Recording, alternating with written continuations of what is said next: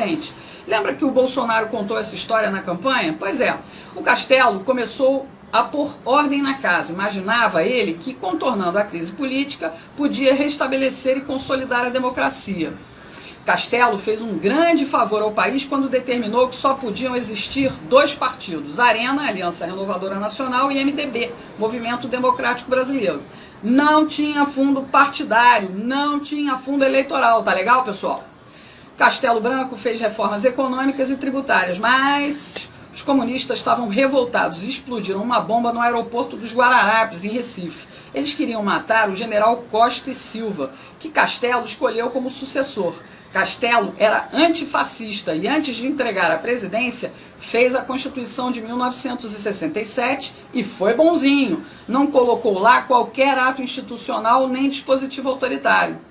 Costa e Silva, ao contrário, tinha um viés mais autoritário e endureceu o governo. Fez isso porque os comunistas estavam tocando terror no Brasil. Queriam derrubar o governo na amarra para transformar isso aqui numa ditadura do proletariado. Os caras eram violentos. Tiro, porrada e bomba, além de sequestros e assaltos. Ainda matavam os próprios companheiros quando desconfiavam de traição. Isso encheu o saco do Costa e Silva, que acabou decretando o AI-5. Ele fechou o Congresso Nacional, cassou mandatos, inclusive o pai do Dória, e reprimiu legal os comunistas. Costa e Silva teve um AVC e não terminou o mandato. Uma junta militar indicou o general Médici para o cargo. Apesar de ter sido o período de maior repressão aos terroristas, com prisão e enfrentamento tático de guerrilha, que matou um monte de comunistas, Médici reabriu o Congresso e não cassou ninguém. Dá para desconfiar, não dá não? No início da década de 70, o mundo fervia na área cultural. A partir das ruas de Paris, tomadas pelos estudantes em maio de 1968, houve uma revolução social global, uma inversão de valores morais, ruptura política entre conservadores e liberais e econômica entre comunismo e capitalismo. Cortina de ferro dividindo o mundo. O Brasil tinha censura, mas não impedia festivais de música, não impedia a criatividade. Chico, Caetano, Gil e muitos outros ganharam fama e muito dinheiro nessa época. E as universidades já estavam a todo vapor. Todo vapor mesmo, pessoal. A maconha já rolava nos campos. Uma abelha me contou que foi uma ideia, uma tática do general Golbery Couto e Silva. Ele achava que deixando os universitários fumando maconha ia afastar eles do terrorismo. E a gente viu no que deu. A droga saiu dos meios acadêmicos e foi disseminada entre as famílias mais pobres nas favelas. A origem da criminalidade forte está aí, ó. Médici queria que as coisas se acalmassem para a esquerda assumir sem violência. Enquanto isso, a juventude classe média ficava sendo catequizada por professores esquerdistas. Os militares criaram tantas estatais nessa época, pessoal, que fizeram um milagre econômico, que mexeu com o consumo dos brasileiros. Muita gente comprou, então, TV, geladeira, carro e até casa própria, através do BNH, Banco Nacional de Habitação. Minha Casa Minha Vida, pessoal, perto dos imóveis de antigamente, é tudo barraco, da pior espécie, é tapera. O Médici levou fama de carrasco porque a comunistada estava no exílio e não suportava ver o desenvolvimento do país, ainda que fosse sob controle estatal. Os comunas que ficaram aqui peitaram o governo com ataques violentos de guerrilha. Médici pretendia resolver tudo e devolver para os civis, mas comunista é uma raça desgraçada. Médici indicou Geisel, que foi tenentista como ele. Os dois, inclusive, apoiaram a posse do Jango. Esse pessoal Oliva é muito azeitado, não é mesmo? Geisel foi eleito pelo Colégio Eleitoral do Congresso e o alemão foi quem deu início ao processo de abertura política. Ele sabia que a mídia, a cultura e o ensino já estavam esquerdizados, então a transição ia ser fácil. Enfim, Geisel se aproximou da República Popular da China, reconheceu a independência de Angola pelos comunistas, fez acordo nuclear com a Alemanha e até deu fim ao AI-5. Por tudo isso, ele bateu de frente com oficiais linha dura, que não queriam de maneira nenhuma devolver o país nas mãos dos comunistas. Geisel venceu a queda de braço e impôs João Figueiredo como sucessor. Ele sabia que Figueiredo só queria cuidar de cavalo e cumpriria a ordem de fazer a abertura ampla, geral e restrita. Com tudo pronto, foi só os comunistas do exílio voltarem. A esquerda no poder seria facilmente o próximo passo, mas de forma lenta e gradual, para que a gente nem sentisse tanto. Enquanto isso, o maior pelego de todos os tempos estava sendo gestado lá no sindicalismo. Nossa esquerda aprendeu a agir sem tanta pressa. Aturamos o Sarney, pessoal, por 5 longos anos, em troca de uma Constituição social-democrata, nome bonito para esconder a ação nefasta da esquerda comunista. Na cultura, a música brasileira já apresentava os resultados dessa esquerdização, definhando em conteúdo e em qualidade. O ensino foi banalizado e nos transformou em idiotas úteis. A imprensa e a televisão foram nos reeducando. Sem perceber, fomos renegando a família, a pátria e Deus. Tudo em nome de justiça social. Bem devagarinho, para que a gente não sentisse nada e não tivesse forças para reagir. Mensagens progressistas para moldar um novo Brasil. Politicamente correto. Tivemos um soluço com a eleição do Collor, mas o sistema estava dominado e o corrupto egoísta dançou. Surgiram os cara-pintadas manipulados pela minissérie Anos Rebeldes da Rede Globo, lembra? O Plano Real colocou dinheiro no bolso da sociedade e estendeu o tapete vermelho para a social-democracia. Elegemos Fernando Henrique, o sociólogo, filho de um tenentista. Ele abriu o caminho para o analfabeto sindicalista bem adestrado pelo socialismo. Lula instaurou a supremacia da estrela vermelha, onde empresários corruptos alimentavam políticos corruptos. Políticas populistas fecharam os olhos do proletariado. O governo finalmente dita regras sociais sem qualquer contestação. De novo, a política personalista em ação. Hoje, na música popular, Marcelo D2, Anitta, Ludmilla estimulam o consumo de drogas. A ideologia de gênero é cantada em prosa e verso pelo desafinado Pablo Vittar. Lixo cultural. A gente engole isso toda hora. Começamos a dar sinais de reação quando votamos em Jair Bolsonaro para a presidência da República. Mas o estrago da ideologização política, pessoal, continua atrapalhando. E não permitiu o serviço de limpeza completo. Continuamos errando nas urnas. Mantivemos um monte de comunistas, socialistas, progressistas e liberais, tudo junto e misturado lá no Congresso.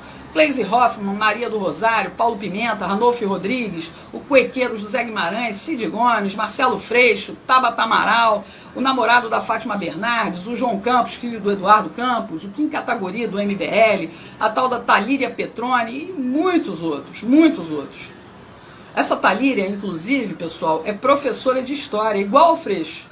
Depois que o secretário de Cultura do governo conservador de Bolsonaro fez a cagada de gravar um vídeo com estética nazi, a esquerda aproveitou para juntar mais um xingamento contra nós conservadores.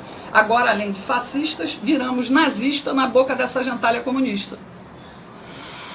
Tudo com o apoio velado de Rodrigo Botafogo Maia, que faz conluio com essa gente, com o Centrão, para derrubar pautas conservadoras do Bolsonaro e para derrubar também ministros como o Weintraub e a Damares. Mas, para mostrar diferença entre nazismo e comunismo, a tal da Talíria até publicou uma homenagem ao genocida Lenin e ao ideólogo da política cultural nazista, comunista, fascista, Antônio Gramsci. Enalteceu o chorume do lixo da ideologia que destrói a inteligência, que matou mais de 100 milhões de pessoas. Marcelo D2 ainda disse que a gente tinha que ter gravado na testa com faca a palavra nazista. Entendendo tudo isso, você vai finalmente compreender que a nossa liberdade começou a voltar para as nossas mãos a partir da internet. Abrimos a porta de fuga da ditadura da mídia jornalística e cultural. Ganhamos voz e ecoamos nossos pensamentos e valores cristãos, conservadores, aqui, pela internet. Entendeu por que o sistema odeia tanto tudo isso? Bolsonaro entrou para desviar a rota que nos levava para o comunismo, mas os comunas de capitalismo não se dão por satisfeitos, não dão trégua. Veja o caso do governador de São Paulo, João Dória. Ele é empresário de lobby. Isso mesmo, lobby. Esperto como ele só, criou o LIDE, Grupo de Líderes Empresariais. Ele viveu sempre, a vida toda, de promover encontros entre industriais, empreiteiros e banqueiros com o poder público, os políticos. Entendeu a jogada? A empresa recebe altas comissões por isso. Depois do mensalão e principalmente depois do escândalo do Petrolão, as coisas ficaram mais vigiadas e mais discretas. Aí o que fez o João Dória? Decidiu ele mesmo entrar no poder público. Primeiro, com seu jeito engomadinho, milionário ostentação, engambelou os paulistas, que acreditaram que ele seria o prefeito ideal para governar São Paulo.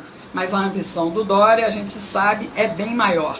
Em 15 meses ele deixou São Paulo para trás nas mãos do progressista Bruno Covas e partiu com tudo para a candidatura a presidente. Mas o PSDB de Geraldo Alckmin disse não e ele, a contragosto, acabou brigando pelo governo do estado de São Paulo.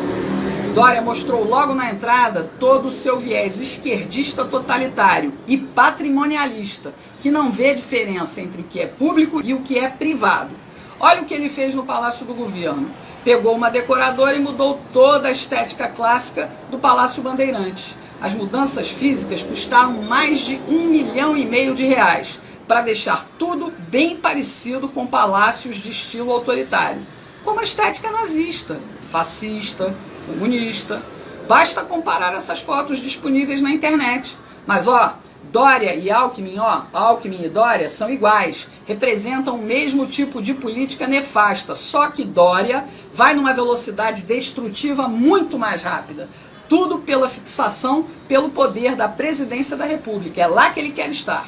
Tanto que loteou o governo de São Paulo para fazer uma grande base e vai continuar costurando alianças, seja com quem for, com Botafogo Maia, com Amoedo ou Luciano Huck. Dória não tem limites, pessoal. Rodrigo Maia também não, viu, pessoal? Ele flerta até com Ciro Gomes, tudo porque ele quer chegar na vice-presidência. Eles só querem uma coisa: poder. E isso bota a mão deles no cofre do governo federal. Qualquer um desses aí só tem um interesse: voltar ao tempo do mensalão, quando deputados e senadores fingiam independência política do PT, mas negociavam seus votos por cargos e dinheiro. Eles querem tudo como antes da Operação Lava Jato. Os acordos estão sendo fechados. E para alcançar os seus objetivos, Dória se elegeu enganando novamente o eleitorado paulista. Discursinho anticomunista e conservador, apoiado no Bolsonaro. Como o povo não perdoa traidores, ele vem perdendo popularidade. E agora está usando mais dinheiro público para tentar ocupar o Palácio do Planalto. Pegou R$20 milhões para modernizar as rádios de São Paulo. Isso mesmo, dinheiro do povo. Deu para as empresas privadas, como a Jovem Pan. E qual é a moeda de troca? Elogios para o Dória e porrada todo dia em Bolsonaro. Tá ok, Chilique? Não acabou não, pessoal. Ele sabe que a nossa independência da mídia tradicional continua acentuada na internet. E olha o que ele fez agora. Olha o que ele fez. Olha o que ele fez. Pegou mais 15 milhões do dinheiro público para contratar uma empresa de vigilância da internet. Dória quer saber o que falam dele 24 horas por dia, 7 dias por semana, e quer fichar os seus detratores, saber quem age contra o seu projeto de poder rumo a Brasília. Quer tirar a gente do caminho dele. E aí eu te pergunto, nós vamos deixar?